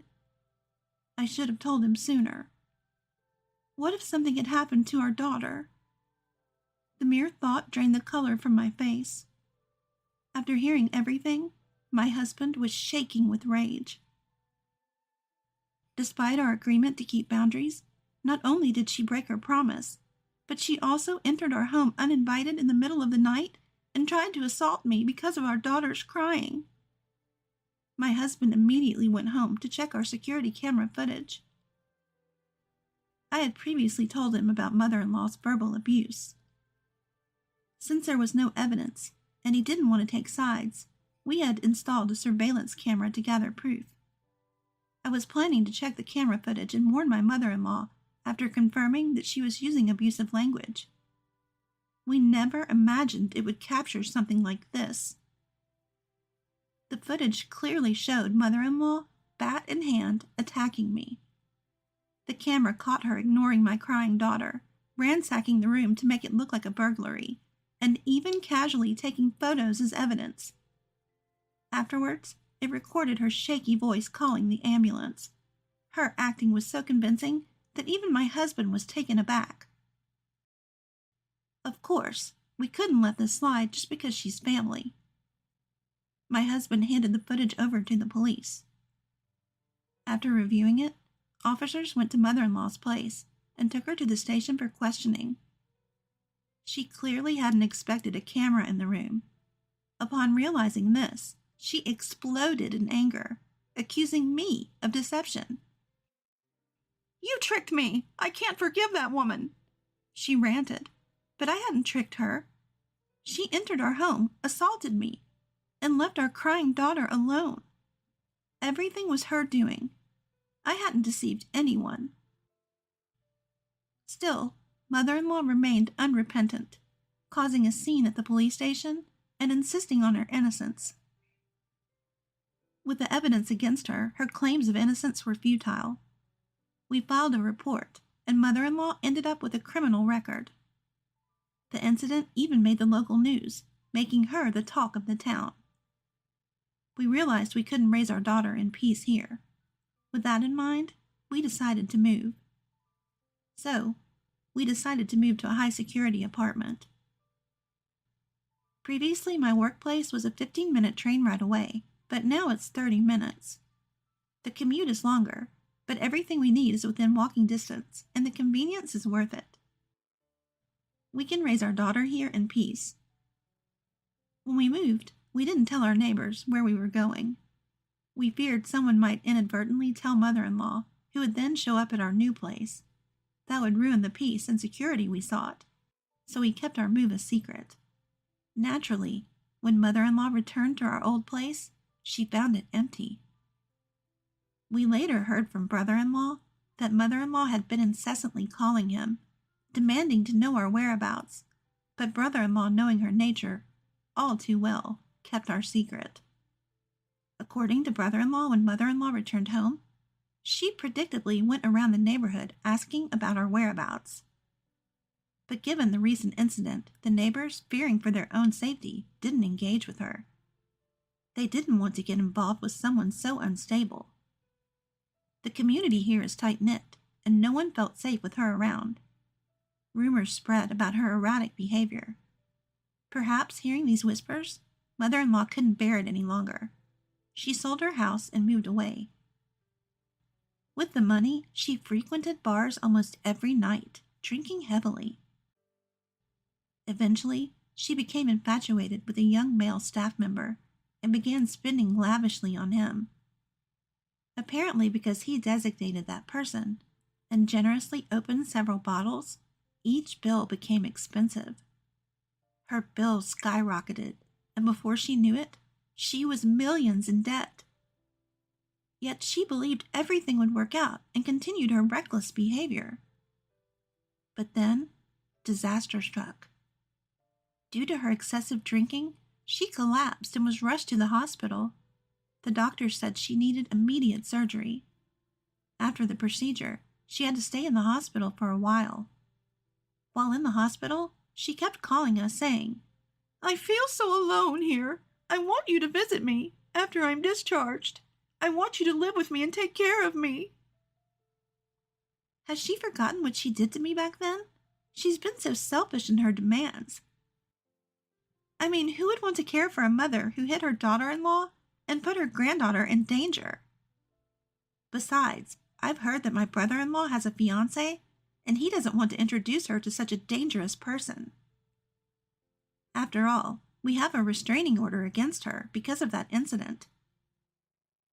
Even now I see her, I might collapse from the traumatic flashbacks. For these reasons, no one can take care of her anymore. But she says, "It's been months since then, and I've reflected on my actions, so please take care of me now." I'm sorry, but I can't just move on from that incident. The scars from that time are still fresh. Just because she's remorseful, everything should be forgiven? That's not how it works. Every day, her persistent calls became too much, so I blocked her on WhatsApp and my phone. Given her current state, I doubted she'd hire a detective to find us. so I felt relieved after blocking her. But her persistence hasn't changed. After being discharged, she went to my husband's workplace, trying to find an opportunity to meet him. She was waiting near the staff entrance, and at first the employees thought she was there for a meeting or something. But when she kept showing up day after day, glaring intently, the security guard decided to approach her, and she left. Still, she came back another day, waiting for my husband at the same entrance. This time, the security guard immediately called the police, and 15 minutes later, they arrived and took her to the police station. Turns out, my husband was away for training that day, so she couldn't have met him even if she waited. When he found out, he apologized to his workplace. Thankfully, it ended without any major issues. A few days later, she called me from a payphone, blaming me. It's all Linda's fault. Because of Linda, this happened. I shouldn't have let him marry Linda. You need to take responsibility and care for me. Why is she blaming me for her actions? It's all her fault. It's wrong to put the blame on me. What are you talking about? Do you even understand the root cause? The past might be the past for you, but it's not for me. I still have scars, and sometimes I can't sleep because of the trauma. I don't want to see you anymore. I don't want to see her. When I said that, she raised her voice. It's because Linda is weak-hearted. When you're married, sometimes you need to forgive. Linda caused all this fuss, and now my life is in ruins. Take responsibility. She was yelling over the phone, but I didn't respond. Previously, my lawyer advised me to record any interactions with her and to screenshot any WhatsApp messages or emails for evidence. So I always had a voice recorder in my bag ready to use. Of course, I reported everything to my lawyer. Perhaps she got a notice from the lawyer because she stopped calling me after that. My husband decided it was the last straw. He called her and warned that if she continued this behavior, we'd call the police again, and then he hung up. Immediately after, we changed our mobile phone numbers. My brother-in-law did the same, and finally, we felt free from her. However, in case of emergencies, we gave our number to my uncle, a former police officer. We trusted him not to accidentally share it with her. Plus, she's always been wary of him, so she wouldn't dare call him. After explaining everything to my uncle, he assured us he'd handle things if needed. Later on, she decided to find a job to pay off her debts. Due to her age, she couldn't find a high-paying job. She tried calling relatives to borrow money, but no one was willing to help.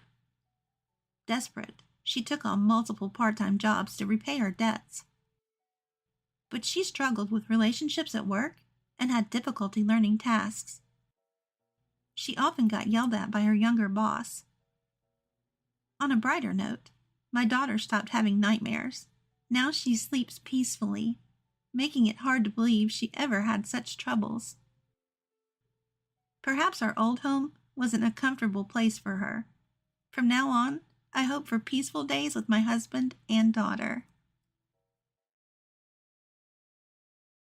It's all thanks to our second son being gone. We now have the chance to meet again like this. What I heard from my room were the heartless words of my own husband. In the conversation between my husband and our eldest son's wife, laced with vulgar laughter, I felt a chill pierce through my heart.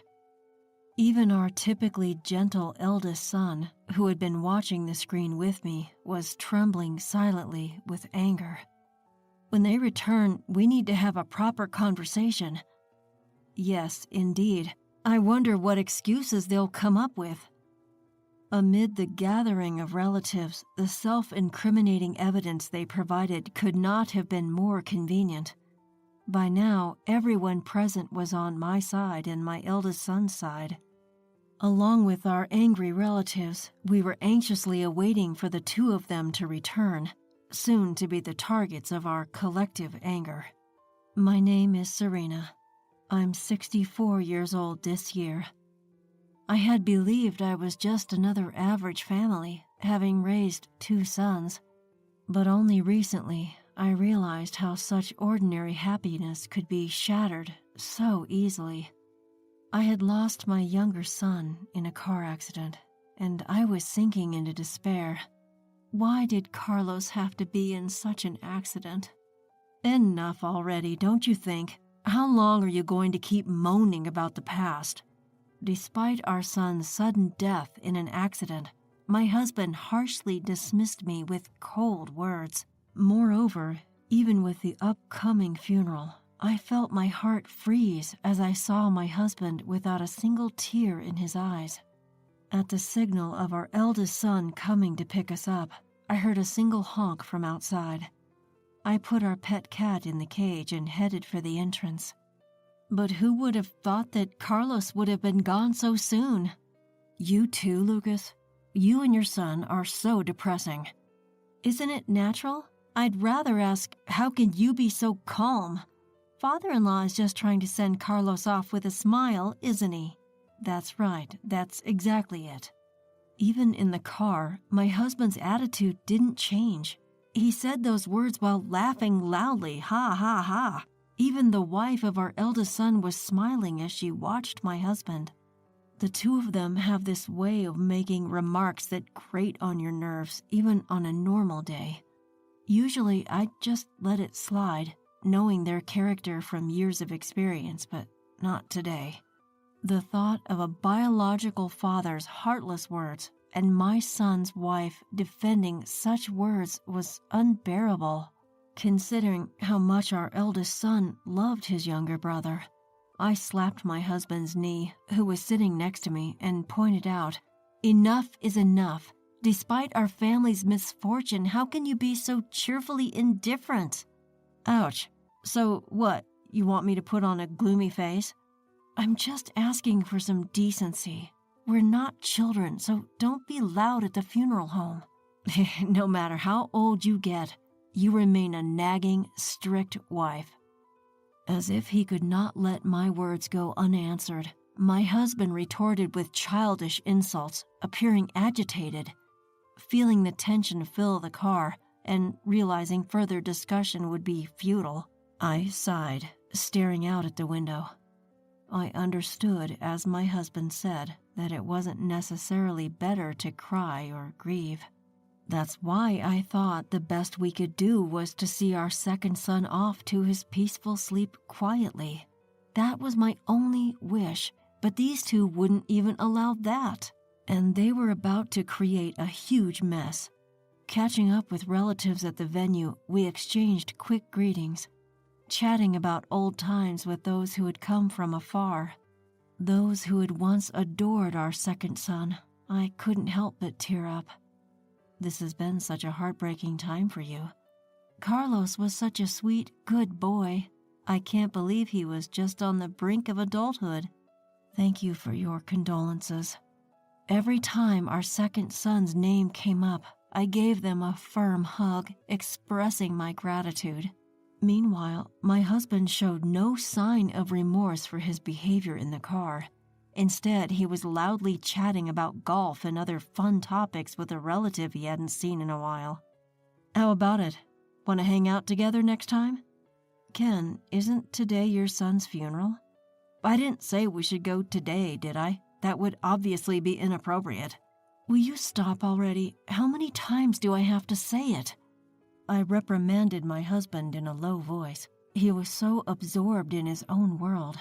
I felt like I was scolding a child who had no manners, but my husband just brushed it off with a dismissive gesture, not even bothering to hide his annoyance.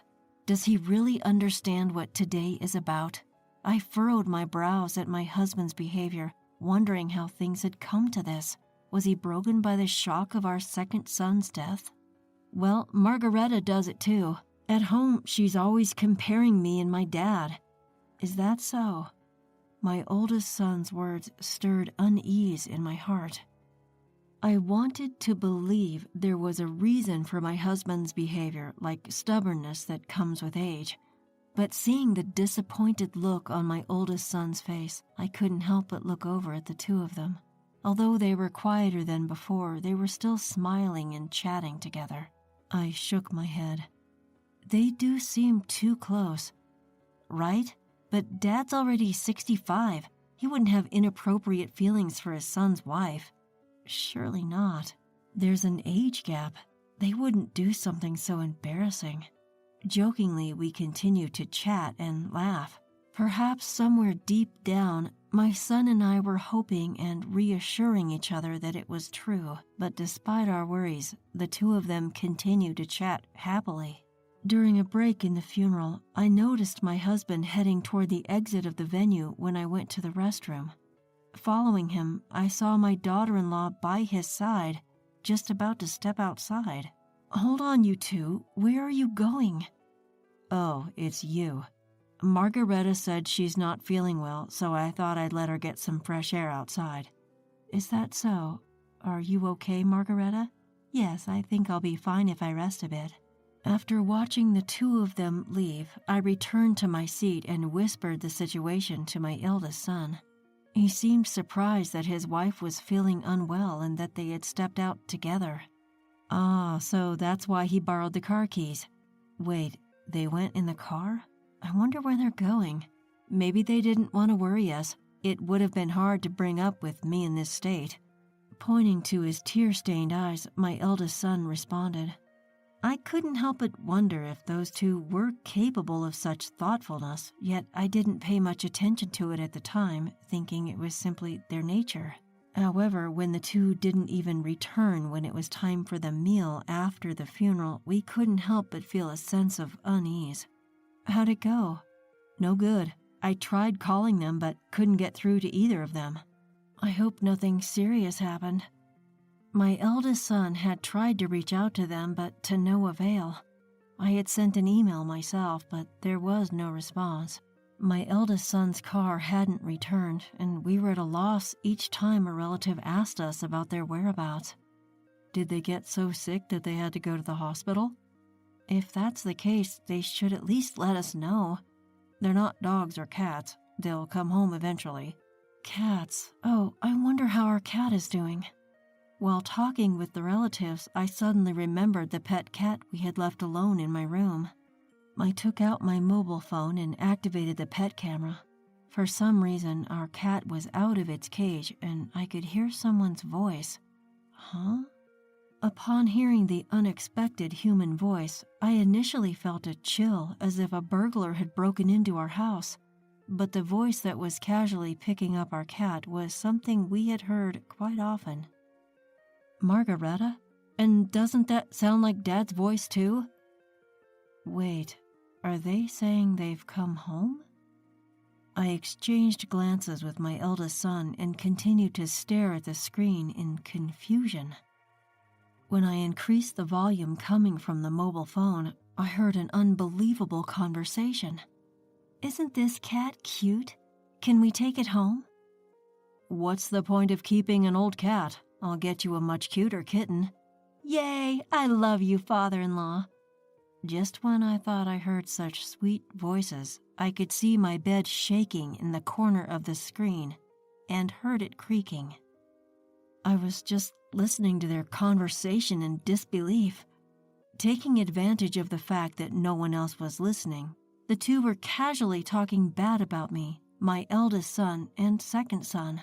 I'm not good with stiff ceremonies like that.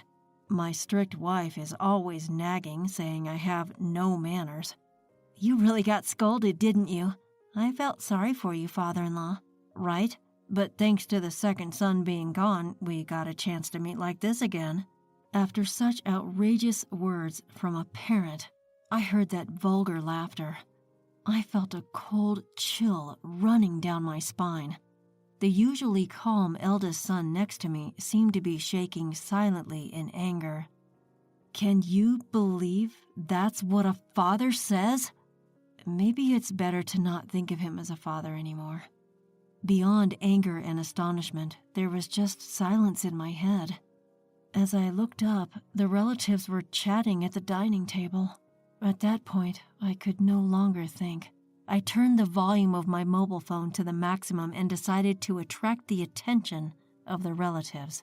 What's he doing? He left the funeral and is doing this with his son's wife?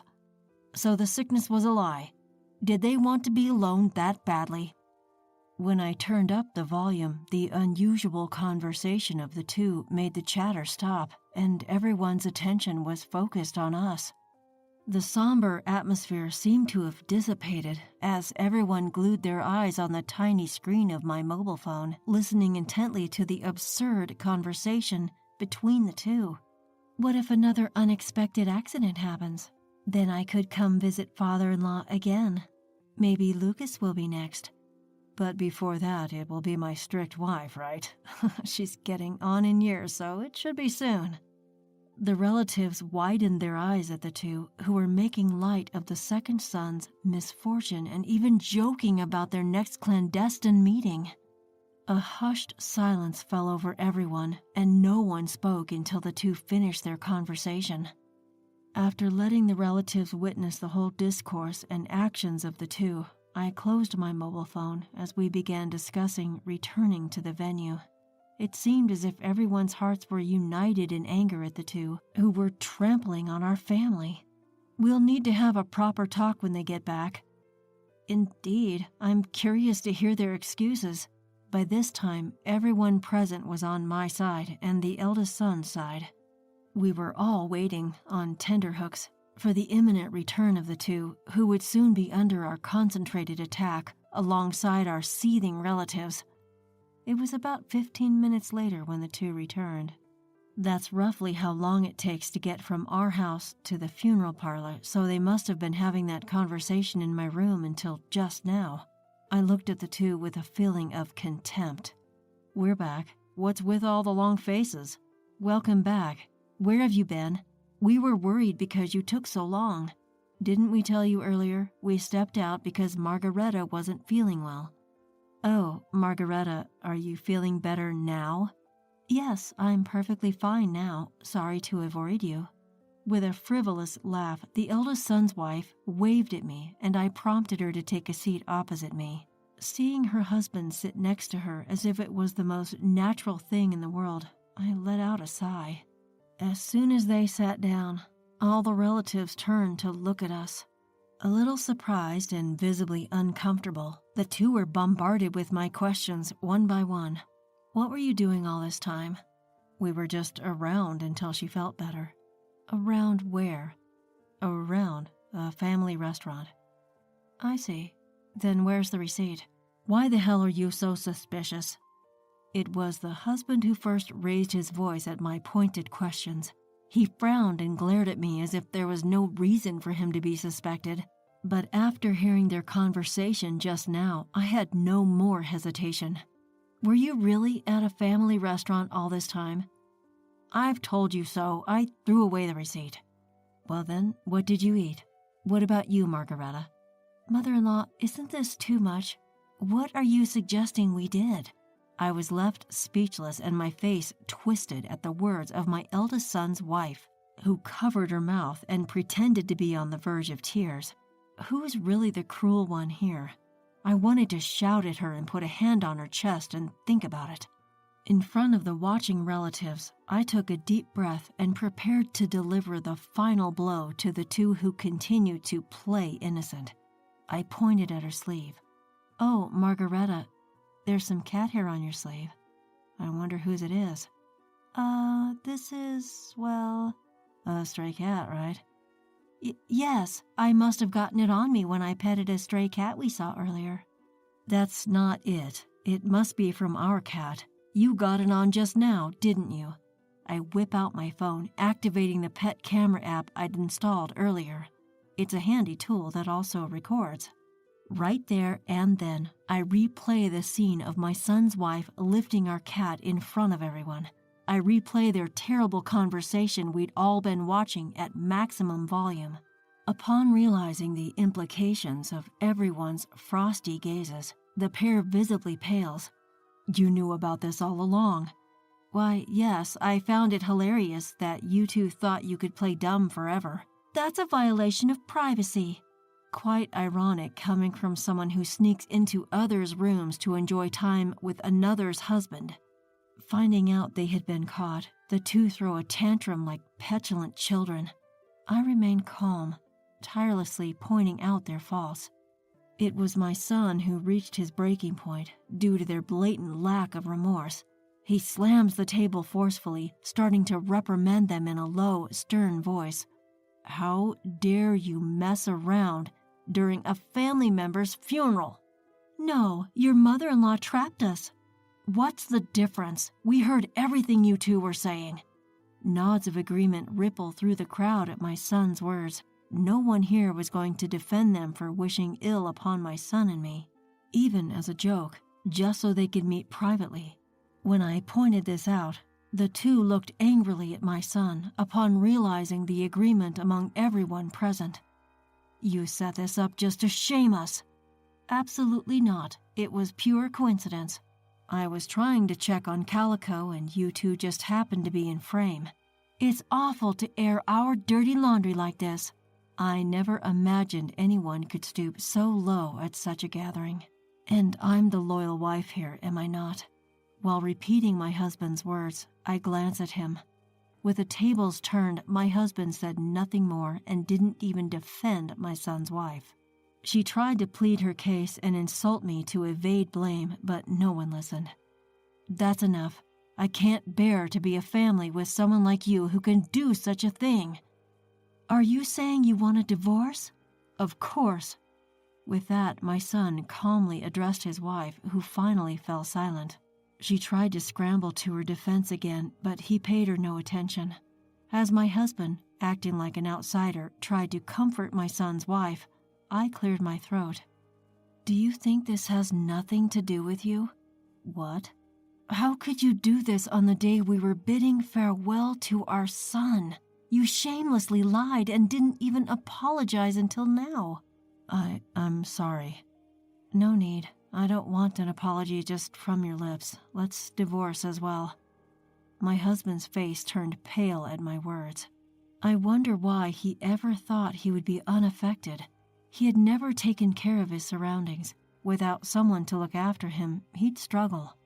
I turned my back on my husband, who's lamely trying to apologize, and opened the room door. I don't want people who are about to become strangers staying here any longer. Please, leave. Give us back the car keys, a voice demanded. My eldest son's wife looked at her husband, a desperate plea in her eyes, but he could do nothing. Prodded by the relatives, they trudged out of the room. I'll introduce you to my company's lawyer. My son's a cop. Call us any time if something happens. What a shameless man showing up at his son's funeral like this. The relatives gave us words of comfort as if to protect us from the harsh reality. After the funeral, the couple were forced to sign divorce papers. My eldest son's ex-wife later ran to her own parents, begging for their help with the compensation negotiation for the divorce trial. She tried to play the victim as she did before, but her parents were understandably appalled. Now she's working day and night to pay the compensation awarded in the divorce trial. As for the ex-husband, it was discovered that he had drained his own savings, pouring everything into his former wife's wants. He was left penniless, and the family house was awarded to me as compensation. With the divorce settlement, the house became mine. Even so, there were too many painful memories associated with the house, especially my former bedroom, shared with the ex-husband and his former wife. So I decided to sell the house and move to a pet-friendly apartment. With the haughty ex-husband out of the way, I am now enjoying a tranquil life with my pet cat Calico. Being alone and free with my cat is far more comfortable than I expected. I didn't realize how stressed I was living with my ex-husband. After the divorce, my eldest son comes to visit me from time to time. He seems to be leading a calmer life and even told me that he's doing better than before. He recently shared some good news about a promotion at work. To celebrate, we decided to go out for a meal, and during that outing, we bumped into the ex-husband. He looked drastically different, more like a timid old man than the defiant person he used to be. There was no fire in his eyes, and it took us a while to recognize him. He approached us, a look of shock on his face. "Hey, there are different people living in our house. What's going on?" he demanded. "Our house? It's not yours anymore, at least," I responded. "Did you sell it? Why would you do that?" In a hoarse voice, the ex-husband raised his voice at me, the arrogance of old returning.